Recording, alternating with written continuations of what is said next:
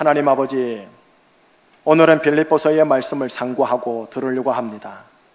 예배를 드리는 가운데 하나님 아버지께서 높임을 받아 주십시오. 이 시간 빌립보서의 말씀을 통하여 우리를 구원하신 주 예수 그리스도 하나님의 어린 양을 또 발견하고자 합니다. 지정의로 하나님의 말씀이 들어오게 하여 주옵시고, 성령님의 조명하심과 감동하심으로 이 하나님의 말씀이 생명과 능력으로 나에게 들어와 말씀과 내가 하나가 되어지는 자리, 말씀으로 치유되어지는 자리, 말씀으로 깨끗게 되어지는 자리, 말씀으로 악하고 더러운 것들이 떠나가는 자리가 되게 하여 주시옵소서. 예수 그리스도 이름으로 감사하며 기도합니다. 아멘. 예수님이 누굽니까? 라는 질문을 하게 되면 대부분의 사람들이 이렇게 대답을 해요. 공자, 석가모니, 소크라테스와 함께 4대 성인 군자입니다 라고요. 예, 제가 어렸을 적 학창시절에 윤리 시간에 배운 예수님에 대한 소개의 정답입니다. 가난한 민중들과 함께 하셨고요, 민중들의 눈물을 닦아주면서 그들을 압제자의 권력에서 해방시키고자 노력하시다가 권력자들에 의해 억울하게 희생당한 인물이라고 제가 설명을 들었었습니다. 인종을 초월하여 인간을 참되게 사랑하신 소위 참된 인본주의자요, 참된 박애주의자, 억압된 사회를 하나님 나라로 개혁하려고 했던 개혁주의자, 이런 수식어가 예수님에게 붙여져 있습니다. 예, 실제로 사복음서를 읽다가 보면 예수님이 정말 이런 분이시구나 하고 알 수가 있습니다. 불신자, 예수 안 믿는 불신자 중에서도 예수님의 이런 인생의 고귀한 모습과 분투를 보면서 높이 사는 분들이 의외로 많습니다. 그래서 그런가요? 우리 교회 안에서는 열렬 기독 청년들이나 사회를 향해 의협심과 정의감을 가진 높은 실천지향적인 기독 신자들일수록 사복음서에 기록되어 있는 지상의 예수님의 그 아름다운 모습을, 그 철학을, 그 정신을, 그 행적을 추앙하고 따라가고 흠모하고 함께 가려고 합니다. 그런데 여기서 이제 문제의식을 함께 좀 나누려고요. 만약에 예수님에 대해서요, 이런 모습만 떠올리신다면 그건 그 옛날 2000년 전 과거 지상에 있었던 예수님을 기념하고 회상하고 그의 정신과 철학과 인생을 본받으려고 하는 소위 좀 진정성 있는 몸부림이라고 할 수가 있습니다. 예, 이런 몸부림으로도 귀합니다. 그러나 조금 정확하게 말씀을 좀 나눌게요. 누구를 찾는지요?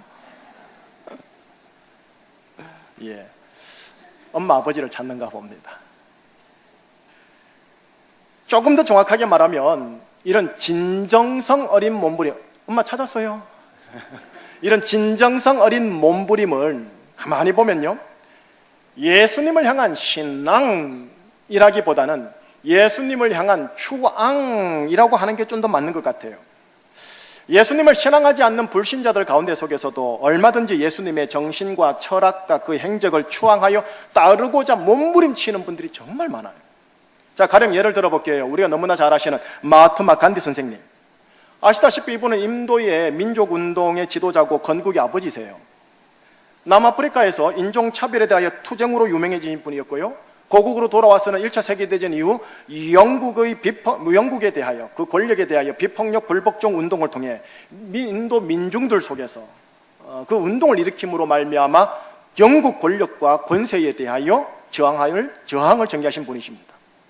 여러분, 이 간디 선생님과 동시대 인물 중에 인도 선교 역사에 가장 중요한 한 분이 계시는데 스탠리 존스라는 선교사님이 계세요. 스탠리 존스 선교사님이 어느 날 간디 선생님을 찾아가서 이렇게 질문을 합니다. 간디 선생님, 우리 기독교가 인도 민중들에게 다가서려면 어떻게 해야 하는지요? 좀 가르쳐 주십시오. 그랬을 때 이 간디 선생님이 스탠리 존스 선교사님에게 말하기를, 선교사님, 뭐 다른 거 있겠습니까? 예수 그리스도와 같은 삶을 살면서 그 삶을 인도인들에게 보여주십시오. 여러분, 간디 선생님은 사복음서에 기록된 지상의 예수님을 너무나 잘 알고 있었고 흠모했던 분이십니다. 그런데 이 간디 선생님은 정작 예수님을 내 인생의 구세주요, 내 인생의 주님으로는 신앙하지 아니하신 분이셨습니다. 지상의 예수의 행적을 높이 존경하고 뒤따르려고 했지만 말입니다, 간디가 인도 교회와 인도 기독교인들을 향하여 이런 쓴 표현도 한 적이 있었는데 아주 유명한 표현입니다. 저는 예수님을 좋아합니다. 하지만 저는 인도 교회와 인도 기독교인은 좋아하지 않습니다. 인도 교회와 인도 기독교인들과 예수님은 너무나 딴판이니까요. 오늘날 한국 도덕 지성인들과 언론인들이 종종 교회와 기독 신자들에게 던지는 쓴소리와 아주 비슷한 패턴의 말을 우리에게 보여주고 있습니다. 뭐 이런 문제지요. 이런 문제 제기입니다. 예수를 향한 신앙인들의 삶이 왜 예수를 향한 추앙인들의 삶과 그 인격보다 더 못합니까? 이런 문제 제기인 거예요. 그러면 이 소리를 들으면 교회와 기독 신자들과 목사님들은 할 말이 없어서 고개를 푹 숙여버려요. 예, 인정합니다. 목사로서. 뭘 인정하느냐?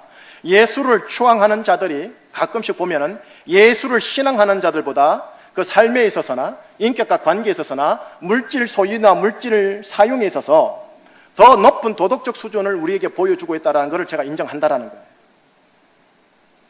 그런데 지금 오늘 우리가 읽은 성경 본문 앞에 딱 섰을 때, 오늘 본문 속에 소개되고 있는 예수님 앞에 딱 섰을 때, 그들은 그들의 한계를 드러내고 오늘 본문 속에 기록되는 예수님을 거부합니다. 간디 같은 훌륭한 인본주의자들은 오늘 본문을 대단히 거북스럽게 여기며 알러지 반응을 일으킵니다. 왜냐? 그들은 예수님을 추앙하는 분들이지 예수님을 신앙하는 분들은 아니시거든요. 그런데 오늘 이 본문은 예수님을 나의 구세주요, 예수님을 나의 주님으로 모시고 신앙하고 받아들이는 모든 자들은 반드시 이 말씀을 꽉 붙잡아야 할 말씀이고, 또 신앙하는 모든 자들은 이 말씀을 아무런 부담감이 없이, 방해물과 없이, 알러지 반응 없이 그대로 의심 없이 받아들이는 본문입니다. 그래서 오늘 본문 속에 소개되고 있는 예수님을 여러분이 소개하면서 오늘 본문 속에 소개되는 이 예수님의 은혜와 능력을 여러분의 각자의 인생 속에서와 우리 교회 공동체 속에서 누리는 인생을 시작하십시다라는 말씀을 함께 좀 나누려고 하는 겁니다. 여러분, 예수님이 십자가 달려 돌아가신 것 누구든지 다 알죠? 신자들이나 불신자들이나 예수님의 십자가 달려 돌아가신 것, 희생당하신 것, 사랑을 베푸신 것 누구나 잘 알고 높이 존경합니다. 그 다음이 문제예요. 넥스트 스텝 뭐냐? 이렇게 돌아가신 예수님을 하나님께서 어떻게 하셨는가에 대해서는 우리가 그분들이 잘 몰라요. 자, 오늘 본문 이제 바로 들어갑니다. 9절, 10절, 11절. 이렇게 돌아가신 예수님을 하나님이 어떻게 하셨는가? 시작. 이러므로 하나님이 그를 지극히 높여 모든 이름 위에 뛰어난 이름을 주사 하늘에 있는 자들과 땅에 있는 자들과 땅 아래에 있는 자들로 모든 무릎을 예수의 이름에 꿇게 하시고 모든 입으로 예수 그리스도를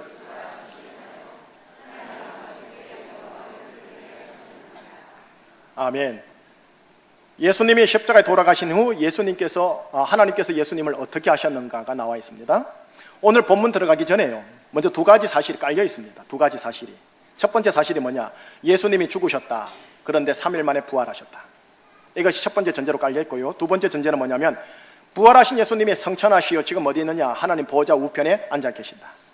이 두 가지 사실이 깐 상태 속에서 오늘 9절, 10절, 11절이 되는 거거든요. 예수님을 추앙하는 자들은 부활이라는 단어서부터 거북스럽고 받아들이지 않습니다. 왜? 그네들의 이성적 사고를 초월하는 것이라 받아들일 수 없다는 거죠. 과학이면, 철학이면 받아들이겠고 논리면 받아들이겠지만 그건 신화다, 전설 같은 이야기다 하고 받아들일 수 없다는 거죠. 자, 오늘 본문 들어가기 전에 오늘 본문과 유사한 본문을 또 소개해 드릴게요. 그 본문을 보면은 부활하셨다, 성천하셨다는 본문이 지금 기록이 되어 있는데 또 다른 본문 말씀 확인해 볼게요. 에베소서 1장 20절에서 23절을 보여드릴게요. 한번 어떻게 예수님을 소개하는가 잘 보세요. 같이요. 시작. 그의 능력이 그리스도 안에서 역사하사 다시 살리시고 하늘에서 자기의 오른편에 앉히사 모든 통치와 권세와 능력과 주권과 이 세상뿐 아니라 오는 세상에 일컫는 모든 이름 위에 뛰어나게 하시고 또 만물을 그의 발 아래에 복종하게 하시고 그를 만물 위에 교회의 머리로 삼으셨느니라. 자, 여러분 읽었던 본문은 에베소서 본문이고요. 우리가 오늘 선택한 본문은 빌립보서 본문입니다. 다 세 구절씩입니다. 그리고 이 세 구절은 전부 다 예수님을 소개합니다. 예수님을 소개하는데 어떤 예수님을 소개하느냐? 지상에 계셨던 예수님을 소개하는 것이 아니라 지금 천상에 계시는 예수님을 소개하고 있는 본문들입니다. 물론 지상에 있었던 예수님이나 천상에 계시는 예수님이나 한 예수님은 맞아요. 하지만 부활 이전, 부활 이후, 부활 before, 부활 after에 있어서 영적 권세가 확연하게 달라져 버립니다. 마치 1차 방정식이냐 2차 방정식이냐 확 달라지듯이, 3차원이냐 4차원이냐 확 달라지듯이 예수님이 확 달라집니다. 자, 본문 다시 한번 들어가 볼게요. 아까 읽었던 에베소서 1장 20절을 눈으로 보시고 귀는 저한테 주세요. 20절이 공간적으로 표현되어 있어요. 예수님의 공간이 이동이 됐어요. 어떻게? 부활하사 승천하시어 하나님 오른편에, 자기 오른편에, 하나님 보호자 우편에 앉아 있다라고 되어 있습니다. 공간적 이동이 되어 있죠.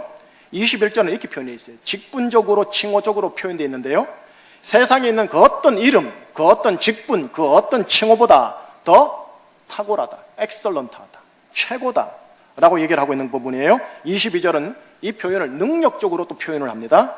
만물을, 온 세상의 만물과 조직 전체를 예수의 발 아래 복종하게 하셨다 라고 되어 있습니다. 그리고 마지막에 이래 되어 있죠. 교회의 머리로 삼으셨느니라. 만물 위에 계셔서 천상에 계시는 이 분이 지상에 있는 제주총신교회의 머리다 라고 지금 얘기를 하고 계십니다. 그러니 지상에 있는 제주총신교회와 그 기독 신자들이요, 지금 부활하사 천상에 계시는 예수 그리스도를 어떻게 해라? 신앙하라 하고 오늘 본문이 얘기를 하는 거예요. 제주총신교회의 머리 되시는 예수님은 이 땅에 사셨던 분이십니다. 예, 맞습니다. 하지만 이 땅에 사셨던 분으로만 이해하거나 받아들이지 말거라 라고 하시는 거예요. 왜냐? 그건 예수님에 대해 극히 제한적인 일부분만 너희들이 이해하는 것이기 때문이다. 지금 21세기 지금 또 하나님 보좌 우편에 앉아 계시사 세상의 그 어떤 조직과 권력의 직분과 칭호와 이름보다도 뛰어나며 지상의 만물을 그 발 아래 복종하게 하시는 천상에 계시는 절대 존재로 그 예수를 받아들여라 라고 지금 우리에게 도전하고 계시는 겁니다. 저 오늘 이 본문을요, 사도 바울 선생님이 고린도 교회 편지를 보내면서 약간 비틀어서 설명을 해요. 이렇게 설명을 하는데, 고린도서 5장 16절 한 구절만 읽어봐요. 시작. 그러므로 우리가 이제부터는 어떤 사람도 육신을 따라 알지 아니하노라. 비록 우리가 그리스도도 육신을 따라 알았으나 이제부터는 그같이 알지 아니하노라. 뒤에 보면은, 하반절에 보면은 노란색으로 표시되어 있죠. 우리가 그리스도도 육신을 따라 알았었다. 그죠? 육신을 따라 그리스도를 알았는데, 그러나 이제부터는 그같이 알지 아니한다. 이런 말입니다. 지상에 계셨던 예수님, 예, 육신을 따라 존재했던 분이십니다. 그래서 육신을 따라 예수님을 알았던 거예요. 유대인, 갈릴리 나사렛 사람, 랍비 젊은 사람, 33세에 죽은 사람 등등등. 그러나 이제부터는 그같이 예수님을 알지 아니하노라 라고 말하고 있습니다. 육신을 따라 예수님을 더 이상 알지 아니하고 대신 어떻게 한다? 죽음에서 부활하시고 승천하시어 지금 하나님 보좌 우편에 천상에 계신 예수 그리스도로 알겠다, 이 표현인 겁니다. 유대인으로만 알지 않겠다, 이 표현인 겁니다. 지상에 계셨던 유대인 예수님은 추앙의 대상은 될 수 있습니다. 하지만 지금 천상에 계시는 만왕의 왕 되시는 예수 그리스도는 추앙의 대상이 아니라 신으로 모셔야 할 신앙의 대상이라는 겁니다. 여러분, 이 예수님이 머리가 되시는 교회예요. 여러분, 교회의 탄생이 사도행전 2장에서부터 시작되어져요. 사도행전 2장을 가면은 한때 예수를 추앙하여 따랐던 12제자 중에 한 분이신 수제자인 베드로가 3,000명의 유대인들에게 설교를 함으로써 교회를 시작해요. 교회사 속에서 첫 설교지요. 그 첫 설교에 한 대목 두 구절을 보여드릴게요. 뭐라고 예수님에 대하여 얘기를 하는가? 시작. 이 예수를 하나님이 살리신지라 우리가 다 이 일의 증인이로다. 하나님이 오른손으로 예수를 높이시매 그가 약속하신 성령을 아버지께 받아서 너희가 보고 듣는 이것을 부어주셨느니라. 이것을 부어줬다면 성령을 부어줬단 말이거든요. 자, 32절 다시 한번 보세요. 우리가 다 이 일의 증인이로다. 제자들을 말해요. 제자들, 우리가 다 이 일의 증인이로다. 무슨 일의 증인? 지상의 예수님을 소개하는 증인이 아니라 바로 앞에 나와 있죠. 이 예수를 하나님이 살리신지라. 예수님이 부활하신 것에 대한 증인이다. 예수님이 부활했던 것에 대한 증인이다. 자, 33절 보세요. 더 나가요. 32절보다. 하나님이 이 예수를 오른손으로 높이심에, 오른손으로 높이셨단 말이 무슨 말이냐면 승천하여 하나님 보좌 우편에 앉아 계시다라는 또 다른 표현이거든요.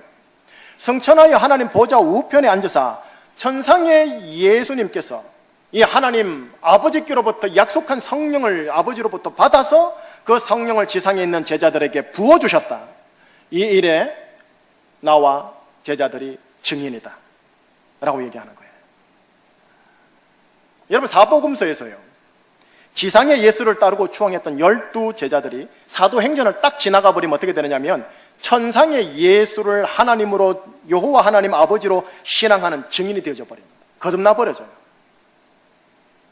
그리고 그 결과로 뭐가 생기느냐? 교회가 생기죠. 그리고 그 교회의 머리가 누구냐? 지상의 예수가 아니라 천상의 예수라는 거예요. 제자들의 증인됨은요, 십자가에 달린 예수님에 대한 증인만이 아니었어요. 부활하사 승천하시 하나님 보좌 우편에 앉아 계신 예수님에 대한 증인, 나아가 하나님께로부터 하나님의 영을 받아 우리에게 그 영을 부어주시는 예수님에 대한 증인, 그 증인의 삶을 살더라는 거예요. 그리고 나서 그 결과로 뭐가 생기더라? 교회가 지역마다 생기더라는 거예요.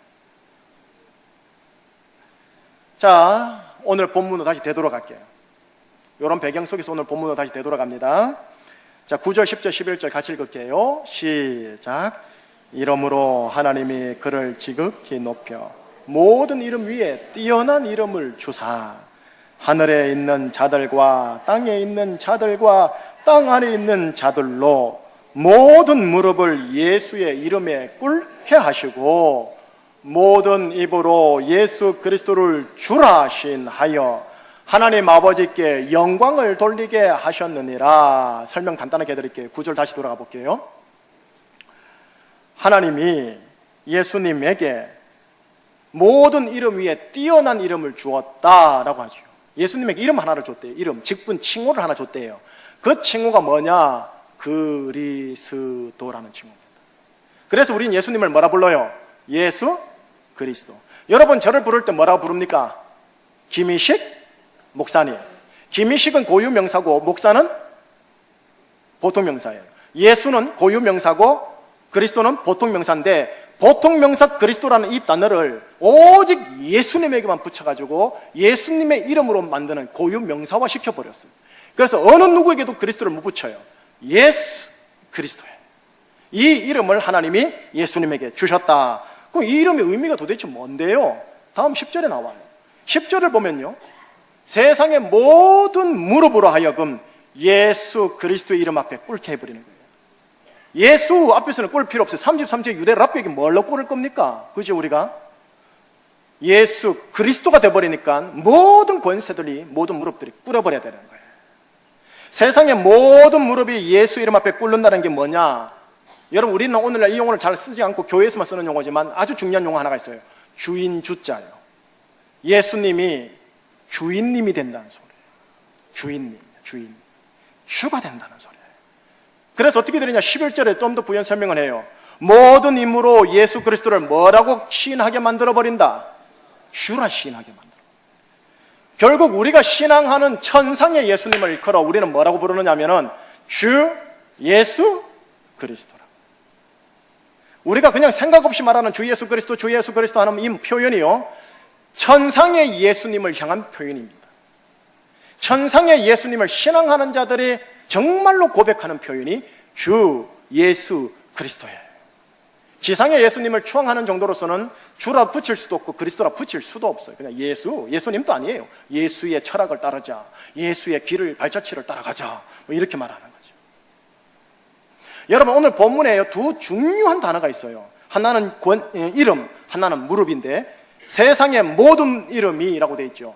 여러분, 이름은 권세를 상징합니다. 뭐 상징한다고요? 권세요, 권세. 모든 권세가 예수가 지닌 이름의 권세, 곧 그리스도라는 이름의 권세보다 뛰어나지 못하다라는 거예요.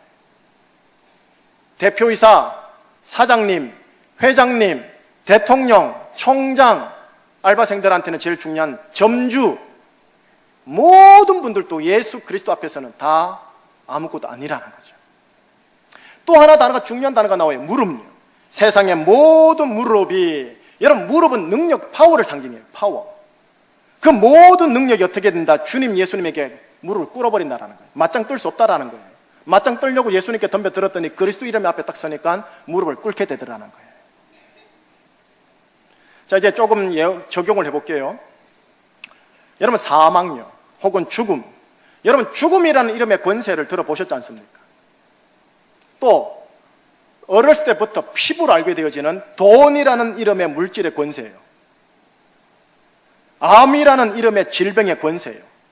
정치라는 이름의 자리의 권세예요. 이 모든 권세가 아무리 뛰어나더라도 예수 그리스도라는 이름보다 뛰어나지 못하고, 예수 그리스도 앞에서는 그 이름의 권세들이 다 어떻게 된다? 꿇어야 된다는 소리예요. 또요, 사망, 죽음이라는 이름의 권세가 지닌 파워예요. 파워, 능력도 실로 대단해요. 또한 여러분들이 아는 물질요, 돈이라는 물질이 지닌 능력, 파워가 있죠. 암이라는 질병이 지닌 능력도 있죠. 정치라는 자리가 지닌 능력도 대단히 세죠. 허나 사망, 죽음이 지닌 능력은 실로 막강 파워 그 자체지 않습니까?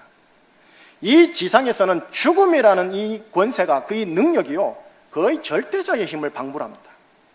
그래서 모든 이들이 총장이든 학장이든 왕이든 여왕이든 누구든지 죽음 앞에서는 평등하고 열애 없고 두려워 벌벌벌벌 뜹니다. 그만큼 죽음의 권세와 능력은 이 땅에서는 절대 지존이라는 소리예요. 그런데 부활하사 승천하시어 하나님 보좌 우편에 앉아 계시는 천상의 주 예수 그리스도께서 이 죽음의 권세와 능력, 권능을 이기셨다라고 하는 거예요. 하물며 다른 모든 권능들은 더더욱 쉽게 이기지 않겠습니까? 이게 오늘 본문 내용입니다. 이게 오늘 본문 내용이에요. 이 본문 내용을 믿음의 전폭적인 수용으로 아멘 하시겠습니까? 십자가에 달리시고 부활하사 승천하여 하나님 보좌 우편에 계신 예수님, 죽음의 권능을 이기셨고 지금 또 이기시는 그 예수님, 이 주 예수 그리스도를 나의 신, 나의 주인님, 나의 하나님으로 모시겠느냐라는 질문인 거예요. 죽음의 권능을 이기셨으니 못 이길 권능이 없는 거예요. 마귀와 귀신의 권능 경험하신 분들 있지요? 저주, 요즘 아이들 마귀, 귀신, 마법, 마술, 걸개 얼마나 많이 아는지 몰라요. 저주의 권능. 지금 여기 질병으로 너무나 고생하는 분들 계시잖아요. 암덩어리 때문에. 질병의 권능. 그런데 이 모든 권능을 근원적으로 계속 재생산하는 제1의 권능이 뭐냐면 죄의 권능이거든요. 이 죄의 권능을 이기신 주 예수 그리스도예요. 이분이 내 주인님이라고요.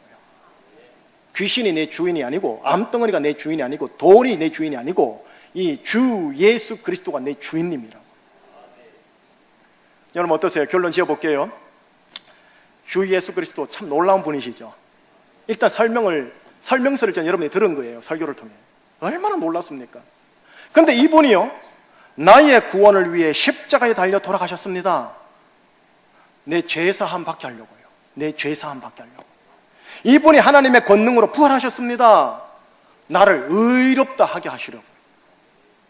나로 하여금 죄사함 받고 의롭다함을 받아서 주 예수 그리스도의 권능을 경험하고 증언하는 증인이 되도록 하기 위해 나를 부르셨대요. 다시 말하면 천상의 예수님, 지상의 예수님만이 아니고 천상의 예수님을 증언하는 증인으로 여러분들을 구원하셨대요.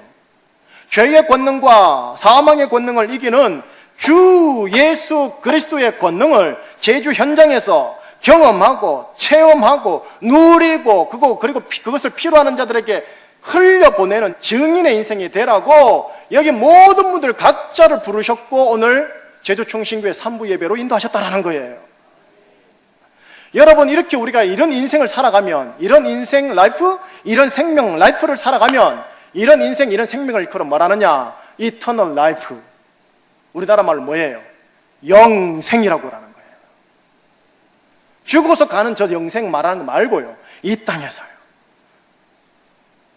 천국에 가면 이런 모든 영생을 자동적으로 100% 누립니다. 자동적으로. 예수의 권능으로. 근데 이 땅에서는 달라요. 이 땅에서는 우리가 믿음으로 진격하는 만큼 영생을 이 땅에서 누리고 경험하고 흘려보낼 수가 있게 됩니다. 자, 어떠세요?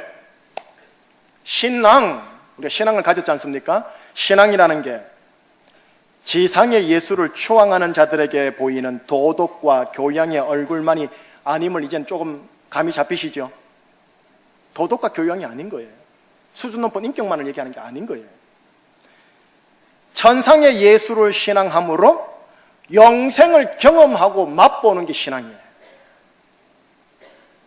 여러분, 초대교회는 인권, 도덕, 교양이 당시대의 다른 단체보다 월등히 앞섰다, 월등히 진보했다라는 표현이 교회사 속에 기술이 안 되어 있어요. 다만 죄의 권능, 귀신의 권능, 질병의 권능, 저주의 권능에서 구원받은 사람들의 삶의 이야기가 기록되어 있어요. 다시 말하면 영생이 풍성한 교회였음을 기록하고 있다고요. 그러다가 나중에 죽어서 진짜 참 영생 가는 거고요. 자, 여기서 오해하지 말고 들어야 할 게 있어요. 2주 전 설교 때 제가 언급했던 바, 신앙의 핵심이 뭡니까? 십자가요. 예수와 함께 십자가에 달린 내가 되면 자기 중심성은 죽고 대신 내 안에 누가 산다? 그리스도가 살아요. 그리스도가 살면 그 삶의 현상은 뭐냐? 품격 있는 도덕과 교양의 모습이 자연히 등장합니다.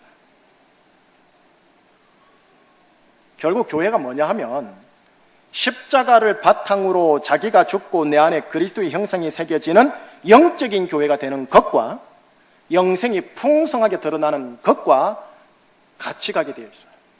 하나만이 아니에요. 여러분, 초대교회가 이런 교회였습니다. 초대교회가 이런 교회였다. 초대 기독교인들이 이런 신자였다라는 거예요. 원래 교회란, 원래 그리스도인이란 이것 때문에 콜링 받은 거라는 겁니다. 이게 원형, 프로토타입이에요. 원모형이라는 거예요. 이런 교회와 이런 기독 신자의 모습으로 인하여 오늘 본문 11절 끝에 어떻게 마무리되어지나? 하나님 아버지께 영광을 돌리게 하셨느니라. 오늘 우리는 한국교회가 하나님 아버지께 영광을 돌립니까? 누를 끼칩니까?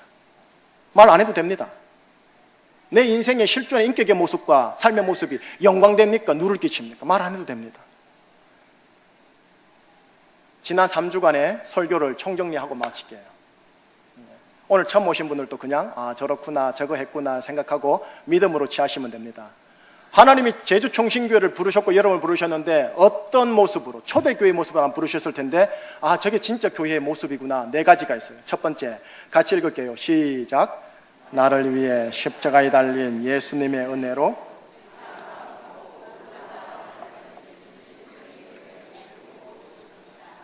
이게 원 초대교회의 진짜 첫 번째 모습입니다. 죄 사함 받고 의롭다함을 받은 교회예요. 죄 사함 받지 않으면 죄 때문에 저주, 질병, 귀신들이 계속 붙어요. 십자가의 능력으로 죄 사함 받아야만 이것으로부터 권세가 풀어져요. 의롭다함이 와야 나의 인격적 정체성이 밝아짐으로써 그 밝음으로 가족들을 만나서 관계가 회복되어져요. 첫 번째가 안 되면 두 번째, 세 번째로 못 갑니다. 십자가의 은혜입니다, 이게. 자, 두 번째 교회의 모습입니다. 시작. 자기 중심성은 예수와 함께 십자가에 못 박힘으로 그리스도의 형상 곧 수준 있는 도덕과 교양이 드러나는 신령한 영적인 제주총신교회. 초대교회가 이랬다고요. 초대교회가 수준 있는 도덕과 교양이 드러나는, 그리스도의 형상이 드러나는, 십자가가 살아있는 스피리추얼 철치요, 영적인 교회, 신령한 교회였다라는 거예요. 자, 세 번째입니다. 이네들의 선교적, 전도적 삶이 어땠는가 보세요. 시작. 주 예수 그리스도의 권능을 경험하고 증언하는 증인. 다시 말해 천상의 예수님을 증언하는 증인으로서의 제주 총신교회. 그리고 여러분, 지상의 예수님을 따르려고 하는 것도 중요합니다. 네, 따르게 돼 있고요. 그러나 천상의 예수 그리스도를 통하여 영생을 경험하지 아니하면 아무 소용없고 어려운 신앙생활이 힘들고 무겁고 어렵고 힘듭니다. 짐입니다. 네 번째, 연결되어집니다. 세 번째랑. 시작. 죄의 권능, 귀신의 권능, 질병의 권능, 저주의 권능에서 구원받은 사람들의 삶의 이야기가 풍성한 제주 중심교회. 다시 말해 영생의 간증이 풍성하게 드러나는 제주 중심교회. 이게 초대교회입니다. 이게 초대교회. 영생의 간증이 풍성한, 죄로부터 해방되어지고, 귀신으로부터 해방되어지고, 질병으로부터 해방되어지고, 쓴뿌리로부터 해방되어지고, 가난으로부터 해방되어지고, 이 영생의 간증이 풍성한 교회. 근데 이 사람이 그렇게 예수를 믿어서 간증을 가지면서 나는 죽고 내 안에 예수만 살다 보니 높은 수준의 교養과 도덕을 가지고 사회의 롤모델 되어지는 기독교인이 되어지는 거예요. 그리고 이것을 증인의 삶을 살아가는 거예요. 그래서 300년의 역사 속에서 피 흘림 속에서 교회가 지하로 들어가서 지상으로 올라오게 된 거예요. 여러분, 지금 보았던 네 가지가 교회의 원 모습이에요. 지금 보았던 네 가지가 그리스도인의 원 모습이에요. 이게 프로토타입이에요. 모형, 어미 못자요. 모형인 거예요. 이걸 회복해야 돼요. 교회의 규모는 커졌지는 몰라도 네 가지의 이 모습을 우리가 회복하지 못하고 지금까지 우리 교회가, 우리 한국교회가 나라는 기독교인이 온 건 아니냐고요. 이 문제의식만을 가지고도 나가자고요. 오늘은. 교회, 그리스도인이란 단어를 들으실 때 이거구나 생각하셔야 됩니다. 주 예수 그리스도라는 단어를 쓰고 들을 때 천상에 계신 예수님, 권능을 풀어주셔서 영생을 간증하게 하시는 예수님이구나 하고 받으셔야 됩니다. 단지 받는 걸로 끝나면 안 돼요. 나만의 간증이 있어야 된다라는 거예요. 마무리하겠습니다. 여러분, 저는 여러분들에게 하나님의 말씀을 주의해주고 현시대적으로 적용해주는 목사입니다. 쉽게 세상 용어로 말할게요. 세상 직업으로 말할게요. 저는 여러분들을 한라산으로 데리고 와서 한라산 입구에서 한라산을 소개해주는 관광객의 가이드에 불과합니다. 가이드가 여러분들에게 한라산에 대하여 아주 많은 것들을 설명해주고 소개해줍니다. 지형을 소개해줍니다. 역사를 소개해줍니다. 그렇구나. 저 지형을 보여주면서 샘플로 보면서 저렇습니다. 그렇구나. 사진 몇 장 찍습니다. 그리고 여러분 집으로 돌아가겠지요. 그리고 하는 말이 너는 제주도 한라산을 보았어 라고 얘기를 합니다. 한라산 본 게 아니에요. 한라산을 직접 오르셔야지요. 한라산 올라가면서 땀나야지요. 발이 한라산을 체험해야지요. 올라가면서 내적으로 괜히 올라와서 가이드에게 속아서 넘어가야 되는데 해봐야지요. 그래서 정상에 올라가서 이거구나 하고 해봐야지요. 예수를 그래 알아야지요. 예수 그리스도를 이렇게 알아야지요. 다음 설교 때는 왜 성경에 기록되어 있는 초대교회랑 왜 오늘날 레알의 교회랑 이렇게 갭이 큰지 그 얘기 좀 함께 나눌게요. 그러면서 영생이 도대체 뭔지, 영생을 잘못 알고 있는 성도들이 의외로 많더라고요. 영생을 제대로 아는 시간을 가지도록 하겠습니다. 우리 모두 이 천상의 예수 그리스도, 그분을 절대적으로 신앙하시기를 예수님 이름으로 축복합니다. 기도하시겠습니다. 하나님, 목사도 예수님을 계속 경험하게 하여 주시옵시고, 사랑하는 우리 제주중심교회 3부 예배자 전체 가정가족들이 인생 속에서 예수님을 경험하게 하여 주시옵소서. 무엇보다도 예배 시간에 만져주시는 예수님, 치료하시는 예수님, 나를 회개하게 하시는 예수님, 나를 넘어지게 하고 무너지게 하시고 자복하게 하시고 새롭게 거듭나게 하시는 그 예수님, 하나님 되시는 그 예수님을 경험하는 예배, 제주중심교회의 예배가 되게 하여 주시옵소서.